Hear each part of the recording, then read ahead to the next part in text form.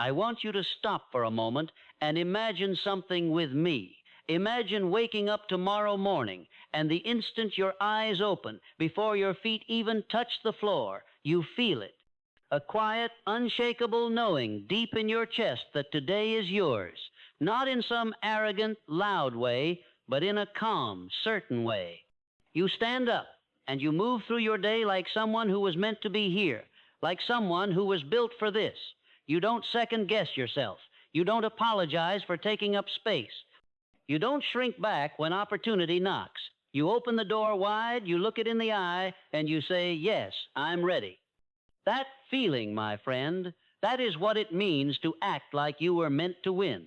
And I'm here to tell you today, right now, in this very moment, that you absolutely were.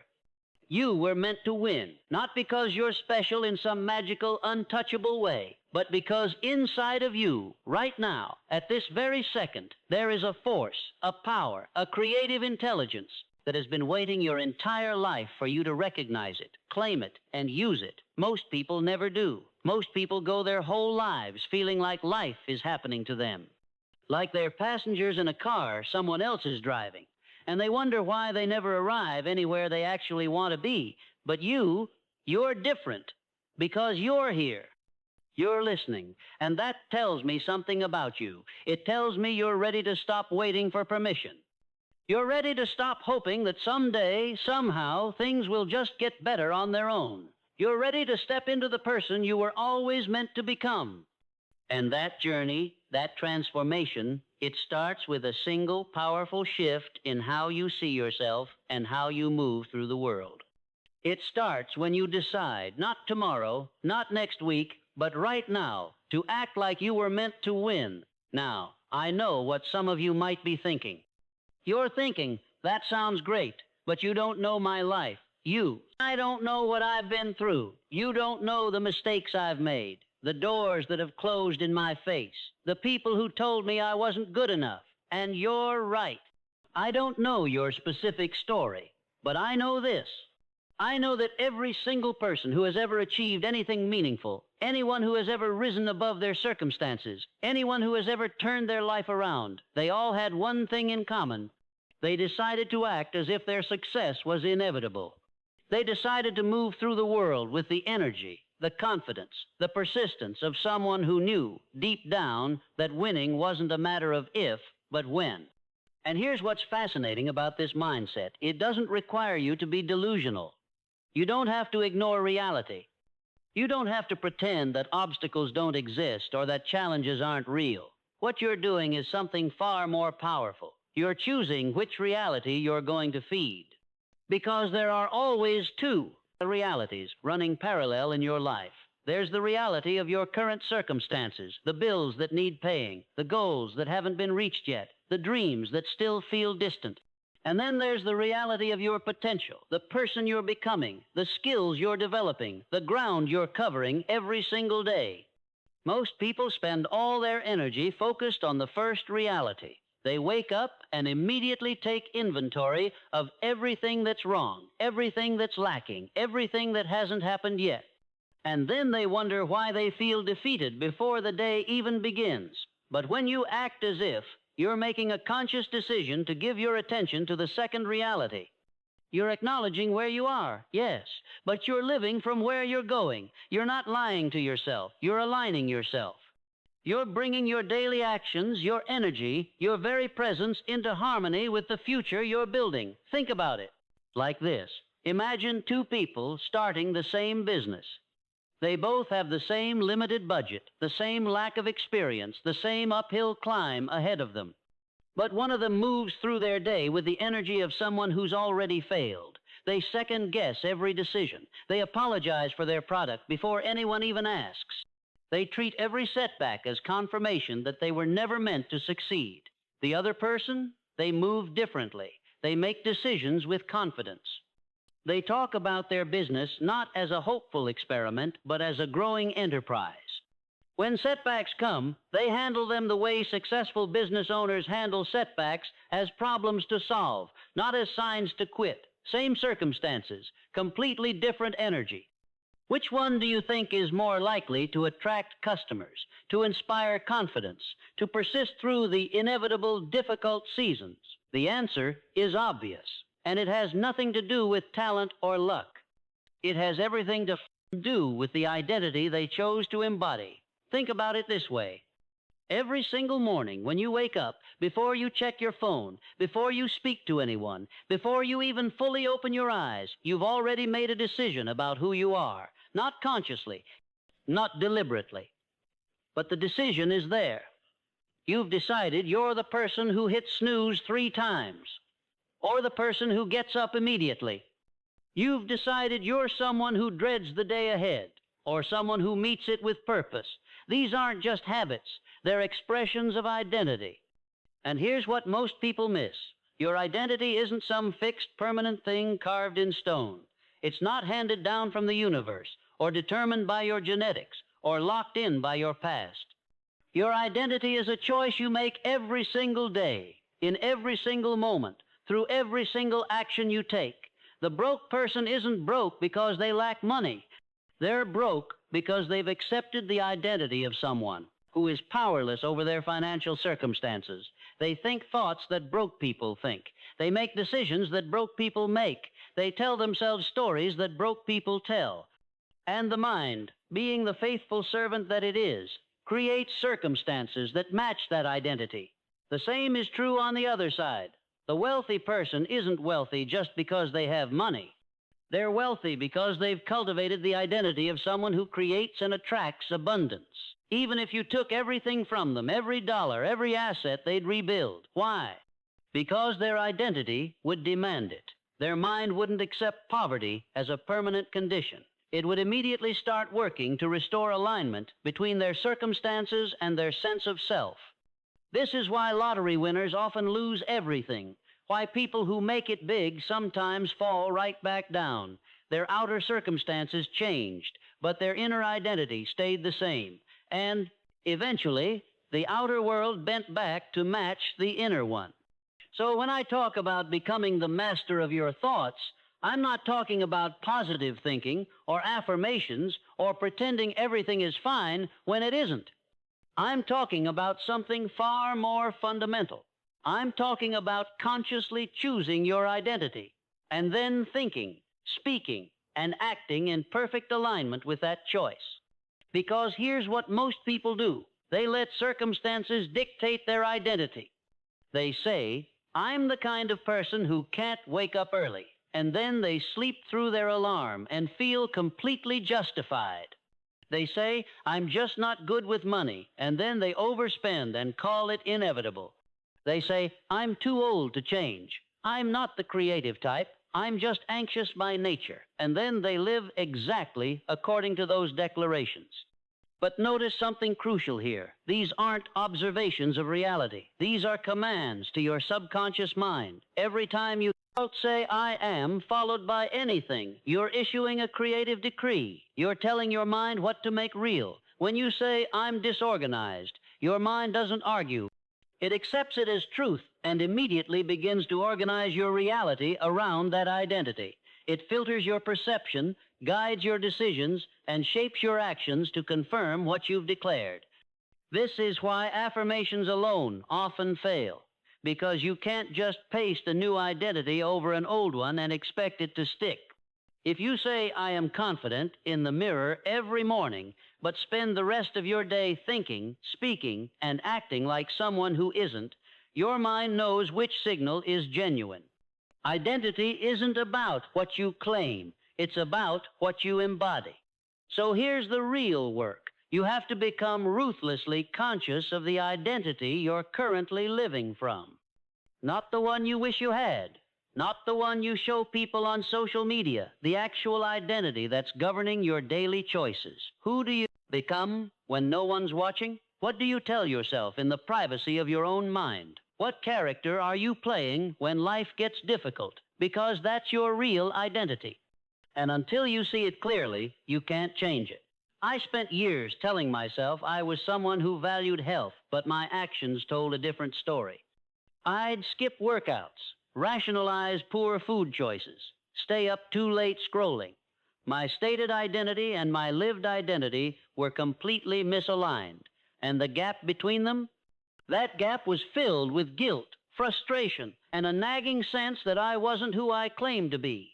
This is what most people call being a hypocrite. But I think that's too simple, too judgmental, because hypocrisy implies intentional deceit. It suggests you're deliberately lying to others. But in my case, I wasn't lying to anyone. I believed what I was saying. I genuinely thought I was the person I claimed to be. The real issue wasn't deception. It was delusion. Self-delusion. I had confused intention with identity. I thought that wanting to be disciplined made me disciplined, that planning to be productive made me productive, that aspiring to be successful made me successful. But identity isn't built on wishes.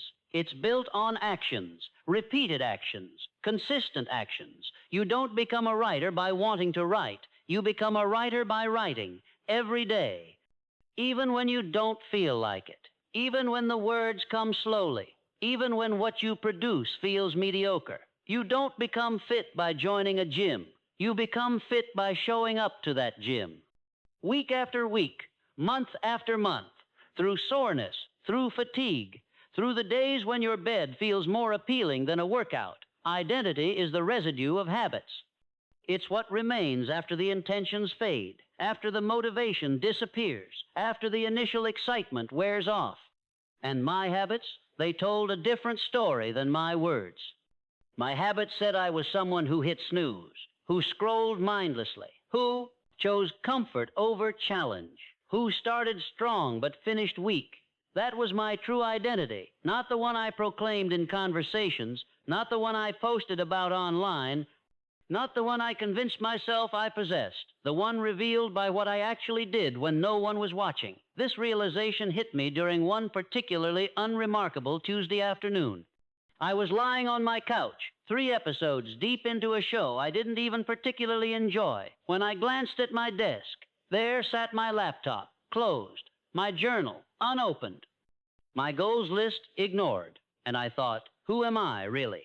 Not who do I want to be, not who do I tell people I am, but who does my life demonstrate that I am? The answer was uncomfortable, painfully uncomfortable, because the truth is, we are what we repeatedly do. Excellence, then, isn't an act, but a habit. Aristotle said that, and he was absolutely right. But here's where most people get it wrong. They think building habits is about willpower, about gritting your teeth and forcing yourself to do things you hate. No, that's a recipe for burnout, for resentment, for eventual collapse. Real habit building isn't about force. It's about design. It's about making the right choices so automatic, so friction-free, that they become easier to do than not to do. Think about brushing your teeth. You don't wake up every morning and have an internal debate about whether you should brush your teeth. You don't weigh the pros and cons. You don't need motivational videos or affirmations. You just do it. Why? Because it's a deeply ingrained habit. It requires no thought, no effort, no emotional energy. That's what we want for our constructive thoughts and actions. We want them to become as automatic as breathing. So, how do we get there? We start small, laughably small. Because here's another truth that nobody wants to hear. You can't transform your entire life overnight. You can't go from chaos to complete discipline in a single day. The people who try that approach always fail. Instead, you pick one thought pattern, just one. Maybe it's gratitude. Maybe it's reframing obstacles as opportunities. Maybe it's catching yourself when you speak negatively about yourself. Just one, and you practice it every single day. Not when you feel like it, not when it's convenient, every single day. I'll give you a personal example. Years ago, I realized I had a terrible habit of catastrophizing. Something small would go wrong, and my mind would immediately jump to the worst possible outcome. A delayed payment became imminent bankruptcy. A headache became a terminal illness. A friend's silence became permanent abandonment. It was exhausting, and it was poisoning everything. So I decided to change it. But I didn't try to eliminate the catastrophizing entirely. That would have been too big. Instead, I committed to one simple practice: Every time I caught myself catastrophizing, I would immediately ask, what's the evidence for this thought? That's it. One question. What's the evidence? At first, I failed more than I succeeded. The catastrophic thoughts were so automatic, so deeply grooved into my mind, that they'd run their full course before I even realized what was happening. But I kept at it, day after day, week after week. And slowly, gradually, something shifted. The gap between the thought and my awareness of it began to shrink. I'd catch myself mid-spiral now. Not afterward, when the damage was done, but in the moment. A tiny space would open up just enough to see the thought without being consumed by it. To recognize that this wasn't truth speaking, but habit. The voice in my head that sounded so authoritative, so certain of my inadequacy, was just an old recording playing on repeat. And here's what I learned. That space, that microsecond of awareness is everything, because in that space lives your power. Not the power to force the thought away, that's just another form of conflict, but the power to simply observe it, to let it exist without letting it define you. I remember one specific morning. I was making coffee, and that familiar voice started up. You're behind. Everyone else has figured it out. You're just pretending you know what you're doing. The usual script. But this time, instead of either believing it or fighting it, I just noticed it. Like watching a bird land on a branch outside your window. Present, but separate. Real, but not requiring my participation. The thought didn't vanish. It didn't need to. It simply lost its grip. I poured my coffee, and the thought moved on, as thoughts do when you stop feeding them your attention. This is what the old teachers meant by witnessing, not some mystical state reserved for monasteries and meditation retreats, but this, the simple act of seeing your thoughts as thoughts rather than as reality itself. Recognizing that you are not the voice in your head, but the awareness that hears it. And the more I practiced this not as a discipline, but simply as a natural response, when I remembered, the more my relationship with my own mind transformed. The thoughts that used to dictate my mood, my actions, my entire day began to lose their authority. Not because I became better at controlling them, but because I stopped treating them as orders that required obedience. I began to see thoughts more clearly for what they are, mental events, no more solid than clouds passing overhead. You wouldn't argue with a cloud. You wouldn't try to push it away or cling to it as it drifts past. And yet with thoughts, we do this constantly. A worried thought appears, and we grab hold of it, examine it from every angle, build entire scenarios around it, as though by doing so we might solve something that hasn't even happened. But here's what I discovered through simple observation. Thoughts don't need solving. They need space. They need the freedom to arise and pass without being turned into problems that demand immediate resolution. And when you give them that space, something remarkable happens. They begin to settle on their own. I remember walking through a park one afternoon, completely lost in anxious thoughts about a conversation I needed to have. My mind was rehearsing, planning, defending against imagined responses. And then I noticed a child nearby, maybe 4 years old, completely absorbed in watching an ant carry a leaf fragment across the path. Total presence, total fascination. No thought about yesterday's ant or tomorrow's ant, just this ant, this moment, this simple miracle of life happening right now. And I realized I had forgotten how to do that. I had trained myself so thoroughly to live in my head, to treat thinking as the most important activity, that I'd lost touch with the direct experience of being alive, the warmth of the sun, the sound of leaves rustling, the sensation of breath moving through my body. All of it was happening right now, but I was missing it, trading the richness of this moment for mental simulations of moments that weren't even real. That's when something shifted permanently. Not dramatically, not in a flash of enlightenment, but in a quiet recognition that I had a choice I hadn't fully realized before. I could continue to give my attention to every thought that appeared, treating my mind like a tyrant whose demands must be met. Or I could begin relating to my thoughts differently, acknowledging them, certainly, but not automatically believing them, not assuming they required action or agreement. This shift in perspective changed everything, though the thoughts themselves didn't disappear. The anxious voice that insisted something terrible was about to happen, it still appeared. The harsh inner critic that cataloged my inadequacies, still present. The difference was that I began to create a small space between the arising of a thought and my response to it. Think of it like this. Imagine you're sitting by a river, watching leaves float past on the surface. Some leaves are beautiful, some are decayed, some are unremarkable. The river keeps flowing regardless. Now, for most of my life, I'd been jumping into the river every time a particular leaf appeared, grabbing it, examining it, sometimes holding on to it for hours or days, convinced that this leaf was somehow different, that it required my immediate and total attention. But what I discovered in those weeks of observation was that I could remain on the riverbank. I could watch the leaves, the thoughts drift past without diving in after each one. A thought about past mistakes could float by. A worry about tomorrow's obligations could drift past. An angry judgment about someone who'd wronged me could move through the current, and I could simply notice them, acknowledge them, let them continue on their way. This wasn't suppression. I wasn't damming the river or pretending certain leaves didn't exist. I was simply choosing not to pursue every single one, not to treat every passing thought as if it were an emergency requiring my intervention. The practical effects were subtle at first, but unmistakable. In conversations, I noticed I could listen more fully because I wasn't constantly chasing my own mental commentary about what was being said. When criticism came my way, I could hear it without immediately defending against it or collapsing under its weight. The thought, "they think I'm incompetent," could arise, and I could recognize it as just that, a thought, not necessarily an accurate reflection of reality, and certainly not something I had to either fight against or accept as gospel truth. What surprised me most was discovering how much energy I'd been spending in constant reaction to my thoughts.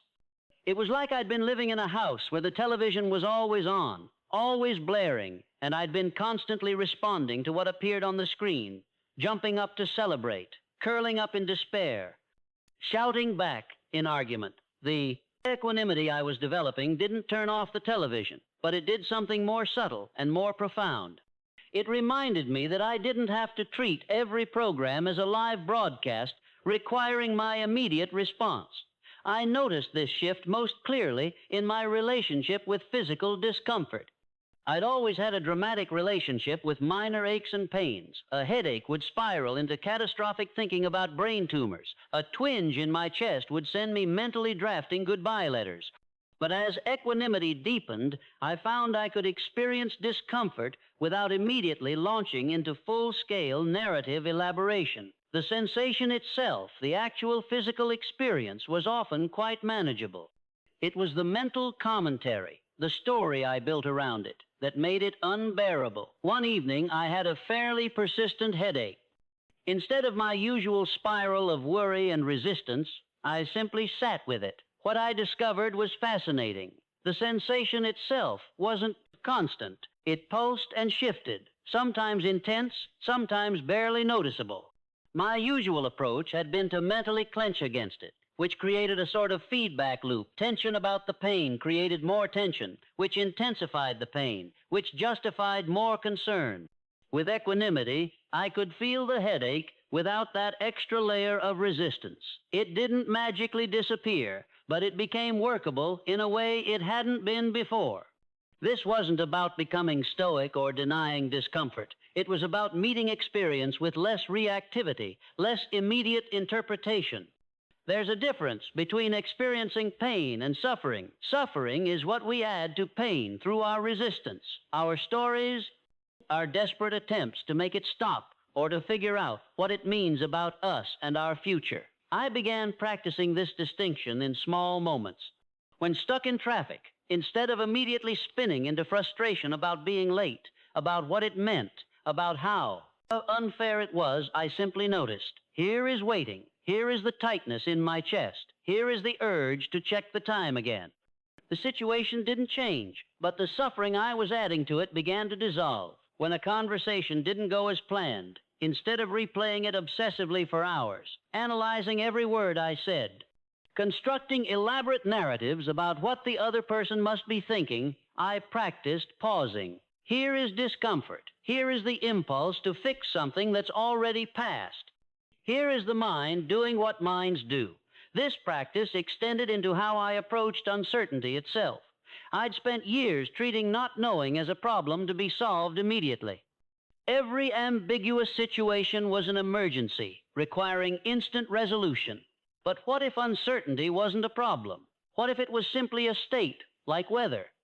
There's profound relief in recognizing that you don't have to have everything figured out right now, that your worth isn't determined by how. Quickly, you can manufacture certainty from ambiguity. The pressure I'd been carrying to know, to be sure, to have answers, began to lift when I stopped treating every question as urgent.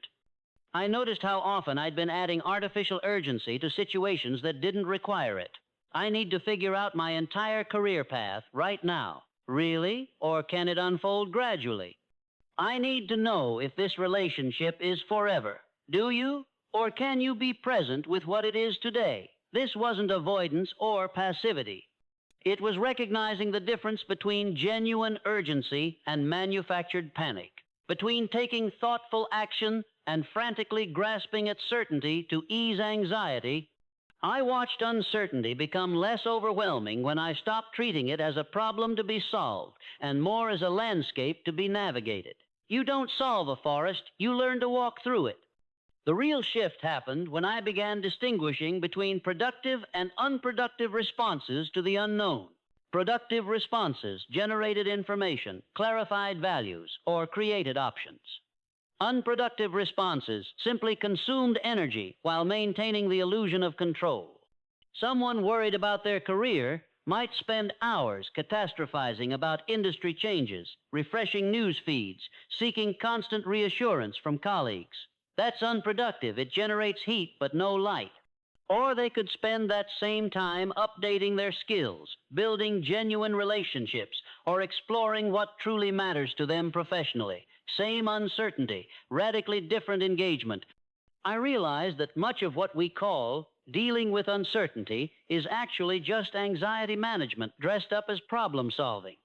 We confuse motion with progress, information consumption with understanding, contingency planning with preparation. True preparation for uncertainty isn't about having a plan for every possible scenario. It's about developing capabilities that serve you across many scenarios. It's becoming someone who can adapt, learn, and respond effectively regardless of which particular future unfolds. Think about learning to swim versus memorizing the exact wave patterns of a specific beach. One is genuinely useful regardless of where you encounter water. The other is precisely detailed and completely useless anywhere else. The people I observed who navigated uncertainty most gracefully weren't those with the most information or the most detailed plans. They were those who had cultivated certain qualities: curiosity over rigidity, experimentation over perfectionism, responsiveness over control. They asked better questions, not what will happen, but what matters most regardless of what happens. Not how can I prevent this uncertainty, but what can I learn while moving through it. This approach requires something our culture doesn't particularly value: the willingness to not know while still moving forward, to take the next step without seeing the entire staircase, to commit to direction without demanding destination guarantees. We've been taught that confidence requires certainty, that before we can act boldly, we need to know the outcome. But this confuses two entirely different qualities. Real confidence isn't the absence of doubt. It's the willingness to proceed despite it. Think of a jazz musician improvising. They don't know exactly what notes they'll play 3 measures from now. Their confidence doesn't come from having predetermined every sound. It comes from trusting their training, their instincts, their ability to respond to whatever emerges in the moment. Your life requires the same kind of improvisation. The people you admire most didn't have more certainty than you. They had more willingness to engage with uncertainty. They didn't wait until the path was clear. They took responsibility for creating clarity through their choices and actions. This is where most self-help philosophy gets it backwards. It tells you to manifest certainty, or believe with total conviction, or eliminate all doubt from your mind, as if doubt were the enemy, as if uncertainty were something to overcome rather than something to navigate. But doubt isn't your enemy. Paralysis is. Uncertainty isn't the problem. Refusing to move within, it is. I spent years trying to achieve absolute clarity before making decisions. I thought wisdom meant having all the answers. What I actually needed was the courage to act wisely without them. The turning point came when I stopped asking, "Am I certain this is right?" and started asking, "Is this aligned with who I'm becoming?" One question demands impossible knowledge. The other requires present awareness. You already possess what you need to move forward. Not certainty about outcomes, but clarity about values. Not guarantees about the future, but commitment in the present. The anxiety you feel isn't a sign you're unprepared. It's often a sign you're growing beyond your current boundaries. Your comfort zone doesn't expand by staying inside it. It expands through repeated willingness to step beyond it while uncertain. And here's what makes this challenging. You won't receive validation until after you've already taken the risk. The world doesn't reward your potential, it rewards your action. Your courage won't be recognized until you've already demonstrated it. You must become your own first believer. You must validate yourself before anyone else does. This is the paradox of transformation. You need the confidence that only comes from results before you have the results that would give you confidence. I think about this every time I see someone waiting for permission, waiting for the perfect moment, waiting for someone to tell them they're ready. They're standing at the edge, fully capable of flight, but frozen by the need for external confirmation that will never come. The truth is harder but more liberating. You grant yourself permission. You decide you're ready. You validate your own worthiness to try. Think about every person you admire who took a bold step. They didn't have guarantees. They didn't have unanimous support. What they had was a decision, a private, internal commitment that they made before the world saw anything. The entrepreneur who quit their job didn't wait until their business idea was proven. They believed in it first, then proved it. The artist who changed careers didn't wait for critics to approve. They approved of themselves first, then created work worth critiquing. This self-validation isn't arrogance. It's not about being blind to your limitations or immune to feedback. It's about divorcing your decision to act from the need for other people's approval. Because here's what I've observed. The people who change their lives are the ones who developed an internal compass that matters more than external applause. They still appreciate recognition, we all do, but they don't require it to move forward. You know what this means practically? It means taking action even when you feel uncertain. It means sharing your work before it's perfect. It means having difficult conversations before you have all the right words. It means starting before you feel completely ready. The validation you're seeking exists on the other side of the action you're avoiding. There's no way around this sequence. You cannot think your way into worthiness. You cannot plan your way into confidence. You must act your way into both. The mind, for all its brilliance, is but a simulator. It can rehearse 1,000 conversations you'll never have. It can construct elaborate justifications for why you're not ready. It can paint vivid pictures of all the ways you might fail. But the body is a truth machine. When you do the thing you fear, something chemical happens, something cellular. Your nervous system recalibrates. Your self-concept expands not through affirmation, but through evidence, the kind of evidence only action provides. I have watched people spend years in therapy exploring why they lack confidence, when what they truly lacked was the willingness to be uncomfortable for 10 consecutive minutes. Not all discomfort, mind you, not the discomfort of humiliation or degradation, but the sacred discomfort of growth, the kind that comes from attempting what you've not yet mastered, from speaking when your voice wants to hide, from beginning before you feel ready. There is a particular type of person who mistakes endless preparation for virtue. They read another book, take another course, wait for another sign. They've confused the acquisition of knowledge with the demonstration of character. But wisdom without application is just philosophy, and philosophy without practice is just entertainment. The shift happens when you realize that confidence is not the prerequisite for action, it's the result of it. You do not wait to feel brave, you act, and bravery emerges in the acting. Every skill you now possess, you once attempted badly. Every ease you now experience, you once approached with trembling hands.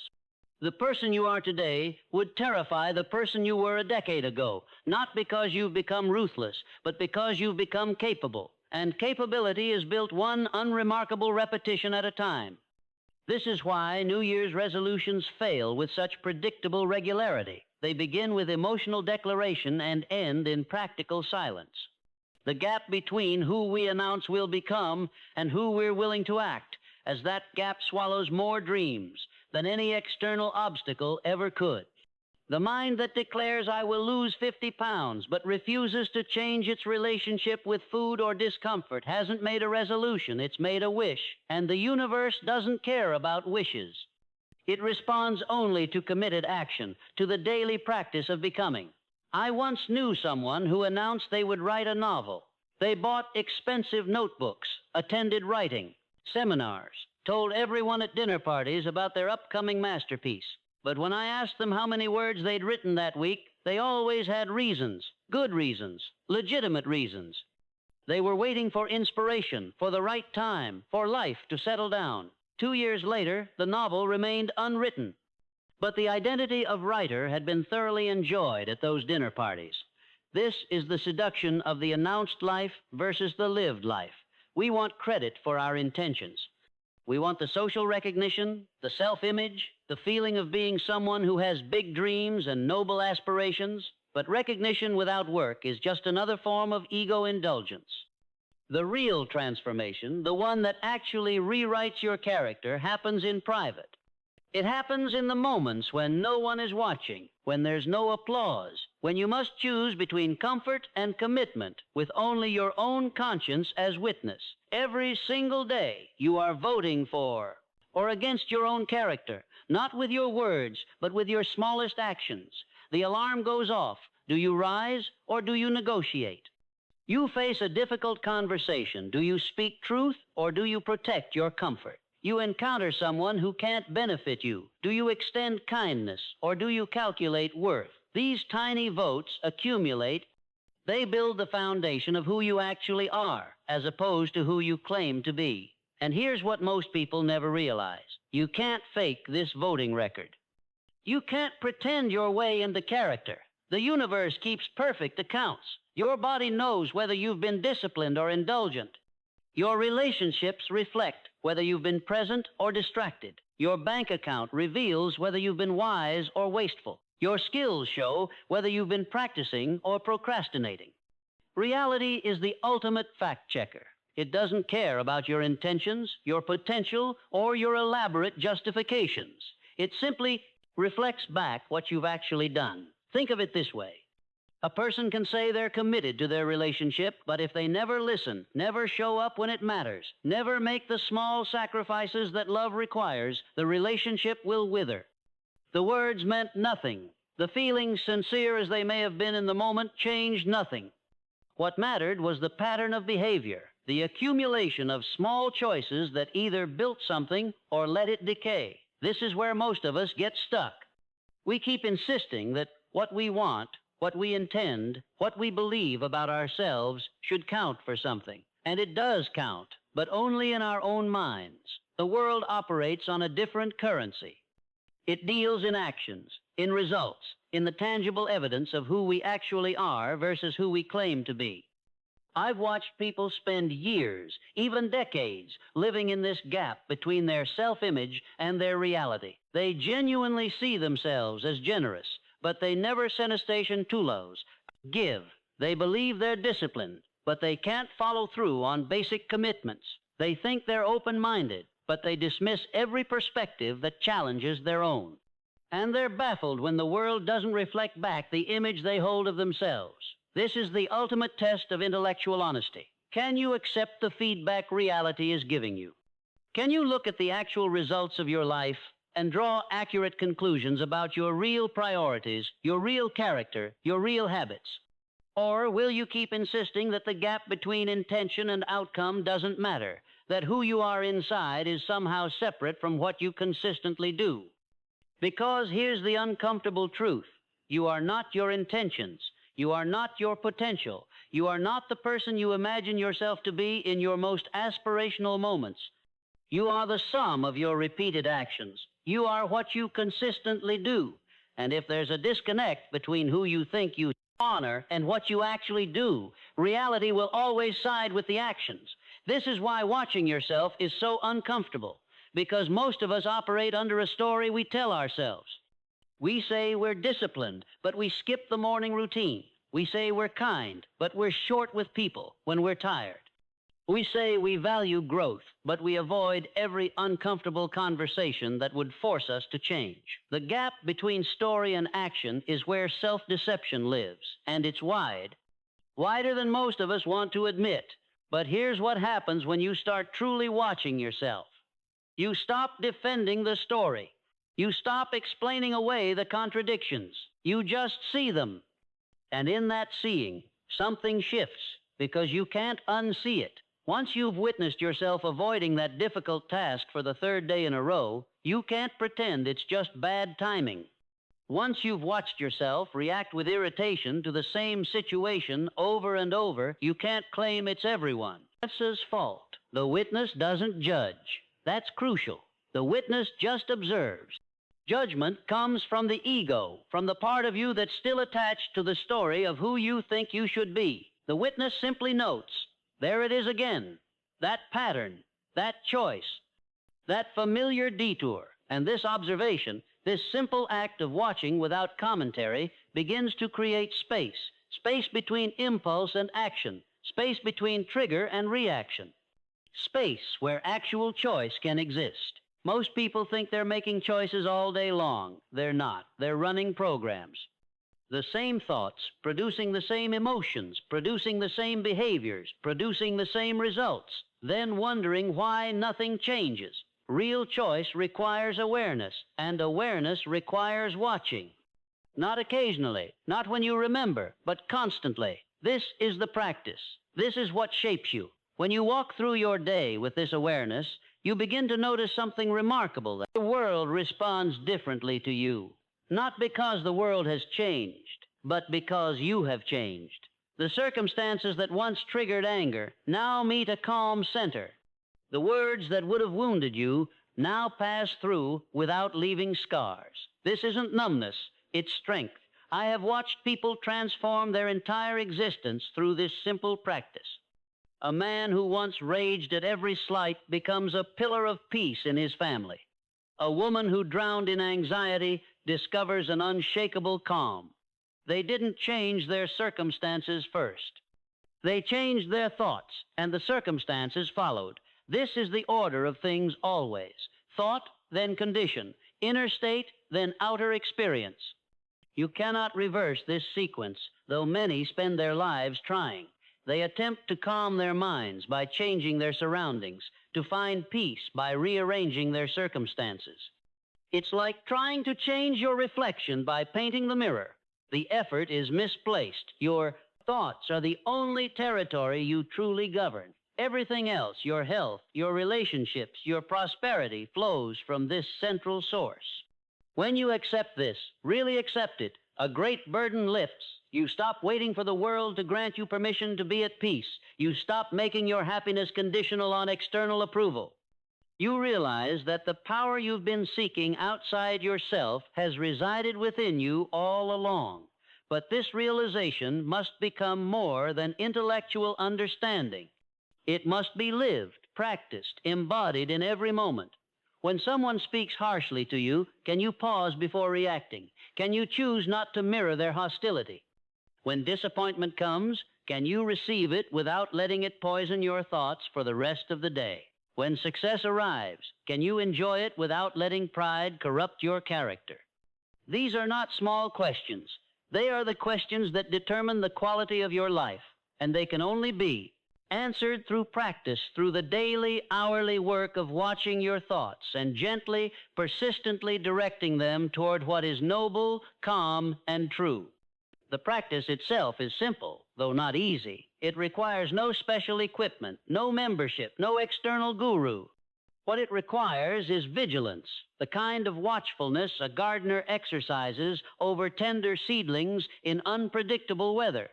When you wake in the morning, before the day rushes in with its demands and distractions, pause. Notice the first thoughts that arrive. Are they anxious anticipations of difficulty? Resentful replays of yesterday's troubles? Or are they calm acknowledgments of the gift of another day, another chance to grow? You need not judge yourself harshly for negative thoughts. That would be simply another form of the same error. Instead, observe them as you might observe clouds passing across the sky, impermanent, insubstantial, powerless except for the reality you grant them. Then, with gentle and firmness, turn your attention toward thoughts that serve you better. This turning is not self-deception. It is not pretending that difficulties do not exist. It is choosing to focus on what you can control, your response, your attitude, your next action, rather than obsessing over what you cannot. Throughout the day, cultivate moments of check-in.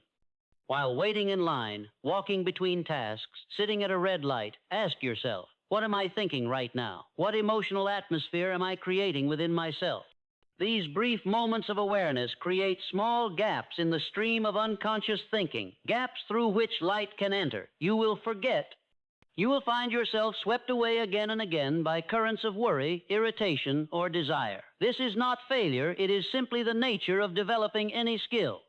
The practice is not in never forgetting, but in remembering again. Each time you remember to return to awareness, you strengthen the habit of attention. With time and it does take time, something remarkable happens.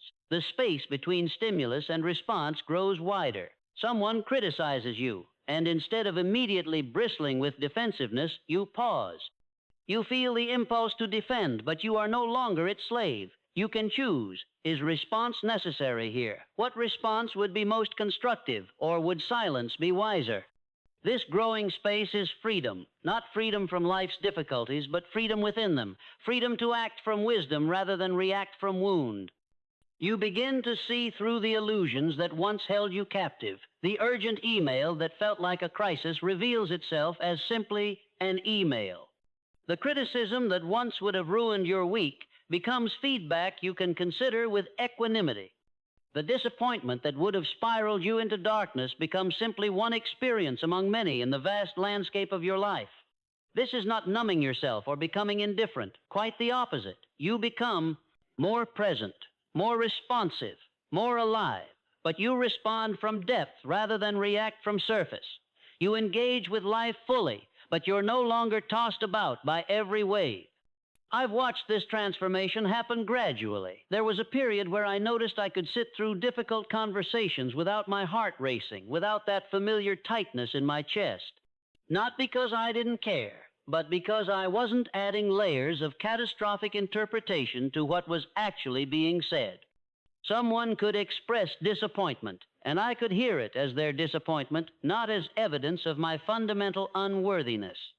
Someone could disagree with me, and I could consider their perspective, not scramble to defend my entire identity. The space between stimulus and response, that space Viktor Frankl wrote about, becomes not just theory, but lived reality. In that space lives your power. Not power over others, not power to control outcomes, but power to choose your response. Power to act with intention rather than compulsion. And here's what surprised me most. As you stop resisting your thoughts and feelings, as you stop fighting to control them, they lose much of their intensity. The anxiety you tried so hard to eliminate diminishes on its own when you stop adding resistance to it. The anger that once consumed you passes through more quickly when you stop suppressing it or acting it out. It's paradoxical. The very act of trying to control your inner experience intensifies it. The acceptance you've been avoiding is actually the path to peace. This doesn't happen overnight. Old patterns have momentum. The reactive grooves in your mind are deep. But every time you pause, every time you observe without judgment, every time you choose response over reaction, you're creating a new pattern. You're training your mind in freedom. And here's what makes this work particularly powerful. You don't need perfect stillness. You don't need to achieve some enlightened state where nothing bothers you. That's not the goal. The goal is awareness itself. I've watched people torture themselves, trying to be above their emotions, trying to reach some imaginary plane where anger and frustration can't touch them. That's just another form of resistance. Another way, the ego tries to maintain control by pretending it's transcended the very nature of being human. True mastery isn't about rising above your humanity. It's about moving through it with consciousness. You will get angry. You will feel frustrated. Old patterns will resurface when you're tired, when you're stressed, when life throws you something unexpected. And that's exactly when this practice matters most. Because here's the truth about transformation. It doesn't happen in the easy moments. It happens in the difficult ones, when everything in you wants to react, and instead you pause. Even for a second. Even just long enough to recognize what's happening inside you. That pause is where freedom lives. I remember a moment several years after I'd begun this work. I was in a meeting, and someone said something that, in the past, would have sent me into an immediate defensive spiral. I felt the familiar heat rising in my chest, the tightness in my throat, the mental machinery spinning up to craft the perfect cutting response. But this time, something different happened. I watched it.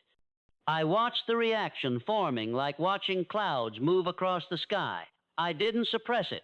I didn't pretend it wasn't there. I simply observed it with curiosity rather than identification. And in that observation, the reaction lost its urgency. It didn't disappear completely. The feeling was still there, but it no longer owned me. I could feel it without becoming it. I responded from a different place, not from hurt ego, but from clarity. The words that came out weren't weapons. They were simply true, and the entire interaction shifted because of that internal shift. That's what this practice gives you. Not immunity from difficult emotions, but the ability to hold them without being held by them. This is where most personal development advice gets it backwards. They tell you to change your circumstances first, get the better job, find the right relationship, move to a new city, and then you'll feel better. But I've watched too many people achieve everything they thought they wanted, only to find the same anxiety, the same dissatisfaction waiting for them in their new circumstances. The truth is simpler and more radical. The inner shift creates the outer change. Not through magical thinking or manifesting nonsense, but through the practical reality that your inner state determines what you notice, what you gravitate toward, what opportunities you recognize, and how you respond when they appear. When you're carrying chronic anger or resentment, you literally see a different world than someone operating from calm centeredness. Your attention filters differently. You interpret ambiguous situations through a hostile lens. You create self-fulfilling prophecies without even realizing it. I experienced this dramatically when I shifted my internal relationship with writing. For years, I approached it with a mixture of ambition and anxiety. Every piece had to be brilliant. Every idea had to be groundbreaking. That internal pressure created a constant low-grade stress that made writing feel like an obligation rather than an exploration. Then something shifted. Not through trying to change, but through simply observing that pattern without judgment. The observation itself created space. And in that space, I found I could write from curiosity instead of anxiety. From service instead of ego. Nothing external changed. Same desk, same laptop, same hours available. But the quality of the work transformed because the quality of consciousness I brought to it transformed. This is what the ancient wisdom traditions understood that modern self-help often misses. You can't think your way to a better consciousness. You can only observe your way there. You can't force serenity through affirmations. You can only notice the thoughts that disturb serenity, and in that noticing, find freedom from their grip. The practice I've described isn't about becoming someone different. It's about clearing away the accumulated mental noise so you can operate from what you actually are beneath all that conditioning. What you actually are doesn't struggle with anxiety, because anxiety is a thought pattern, not a fundamental characteristic. What you actually are doesn't battle with resentment because resentment is a story you're telling, not an inevitable response to circumstance. I've watched people transform, not through addition, but through subtraction. They don't gain new virtues, they remove the obstructions that made virtue seem difficult. Patience emerges when you're no longer feeding thoughts of urgency. Compassion flows when you're not constantly rehearsing grievances. Clarity arrives when you stop believing every interpretation your mind produces. This is why moral improvement through willpower alone exhausts people. They're trying to paste good qualities over bad ones, trying to think their way into serenity while leaving the machinery of disturbance completely intact. It's like trying to clean your reflection in a mirror. The effort is misdirected. Clean the actual mirror, and the reflection clears itself. The deepest changes happen below the level of intention. When you genuinely stop feeding a particular thought pattern, it doesn't require daily effort to avoid it anymore. The neural pathway weakens. The habit loses its automaticity. What once seemed like an intrinsic part of your personality reveals itself as just another learned response that you can unlearn. I'm not suggesting you'll never experience difficult thoughts again. You will. But there's a profound difference between a thought arising and a thought taking. Residence. Most people experience an anxious thought and immediately begin building it a house, adding details, exploring scenarios, recruiting emotions to support it. They're architects of their own suffering. When you understand thought, as I'm describing, an anxious thought arises and passes like a cloud through the sky of awareness. You don't need to fight it or fix it. You certainly don't need to believe it or follow where it leads. It's just weather in consciousness, no more requiring your engagement than a bird flying overhead requires you to chase it. This shift in relationship to thought is the foundation of everything I've written about. Circumstances shape themselves around the quality of consciousness you bring to them. When most people speak of changing their circumstances, they imagine it as a mechanical process. Move here, do this, acquire that. But the true transformation occurs at a level prior to action. It happens in the quality of attention you bring to this present moment. I've watched people labor for decades under conditions they despise, believing themselves trapped by necessity, only to discover that their imprisonment was a structure of thought they had mistaken for reality. The moment they stopped investing those thoughts with the authority of truth, entirely new possibilities appeared, not because the world changed, but because their consciousness no longer filtered everything through the lens of limitation. This is why I've always maintained that circumstance is the mirror of consciousness, not as poetry, but as observable fact. The suspicious mind creates a world requiring vigilance. The grateful mind creates a world abundant with gifts. Neither is seeing reality as it is. Both are generating reality through the quality of attention they bring to experience. You might protest that the facts remain the facts. Your debt doesn't disappear because you think differently about it. Your difficult relationship doesn't dissolve simply because you've adjusted your inner state, and you'd be right in a sense. But what does change immediately and completely is your relationship to these facts, and from that changed relationship, different actions naturally emerge. The person who sees debt as evidence of personal failure acts differently than the person who sees it as temporary information requiring practical response. The person who experiences a difficult relationship as confirmation of their unworthiness behaves differently than the person who sees it as an invitation to clearer communication. Same facts, different consciousness, entirely different unfolding of events. This is the practical mysticism I've tried to articulate, that heaven and hell are not destinations, but qualities of consciousness you carry into every moment. You need not wait for circumstances to align. You need not earn your way into peace. It is available now, in this moment, regardless of what surrounds you. And it begins with a single practice. Watch your thoughts, not to control them, but to understand them. Not to judge them, but to recognize them for what they are: mental events, not reality itself. From that recognition, everything else follows. Your actions become more intentional. Your reactions become more measured. Your life becomes an expression of conscious choice rather than unconscious habit. This is the transformation I'm inviting you into. Not someday, not when you're ready. Now, in this moment, with this breath, because you are not a passenger in your life. You are the driver, and it's time to take the wheel.